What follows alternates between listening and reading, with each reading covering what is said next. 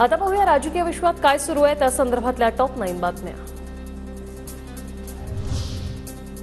अभिनेत्री प्राजक्ता माळीची तक्रार मुंबई पोलीस आणि बीड पोलीस अधीक्षकांना पाठवली। राज्य महिला आयोगाच्या अध्यक्षा रुपाली चाकणकर यांची माहिती।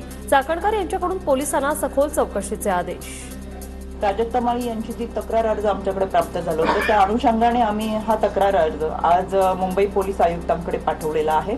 त्याची एक प्रत ही बीड पोलीस अधीक्षक आणि सायबरकडे पाठवलेली आहे। संतोष देशमुख हत्या प्रकरणात संभाजीराजे छत्रपती यांचं राज्यपाल CP राधाकृष्णन यांना पत्र। शिष्टमंडळाला भेट देण्याची मागणी।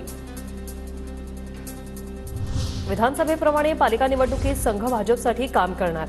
मतदानाचा टक्का वाढवणं, बूथ स्तरावर नियोजनासाठी कसली कंबर। स्थानिक स्वराज्य संस्थेच्या निवडणुकीसाठी शरद पवारही लागले कामाला। 9 तारखेला मुंबईत महत्त्वाची बैठक, स्वतः शरद पवार मार्गदर्शन करणार। महाराष्ट्राची इच्छा असल्यास दोन्ही पवार एकत्र येतील।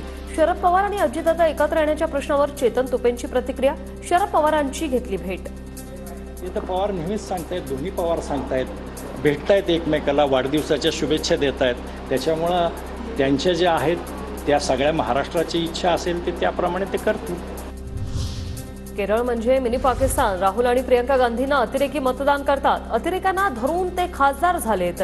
नितेश राणेंचं वादग्रस्त विधान। मिनी पाकिस्तानच आहे केरळ, म्हणूनच तो राहुल गांधी तिथे निवडून आता त्यांची बहीण निवडून येते ना, सगळे अतिरेकी त्याला मतदान करतात। खरंच आहे, विचारा, ते काय अतिरेकींना धरूनच ते लोक खासदार झालेले आहेत।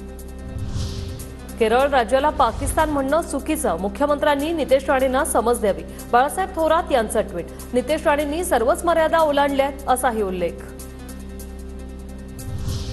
नितेश राणेंना मंत्री राहण्याचा अधिकार नाही। नितेश राणेंच्या विधानावर अतुल लोंढेंची प्रतिक्रिया।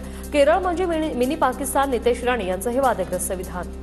संविधानाची एकात्मता आणि अखंडता राखण्याची शपथ घेऊन हा व्यक्ती मंत्री झाला आहे। केरळसारख्या प्रदेशला भारताच्या पाकिस्तान म्हणतो आणि जे लोक बीजेपीला मतदान न करता काँग्रेसला मतदान करतात त्यांना आतंकवादी, टेररिस्ट म्हणतो। याला मंत्रिमंडळात राहण्याचा अधिकार आहे।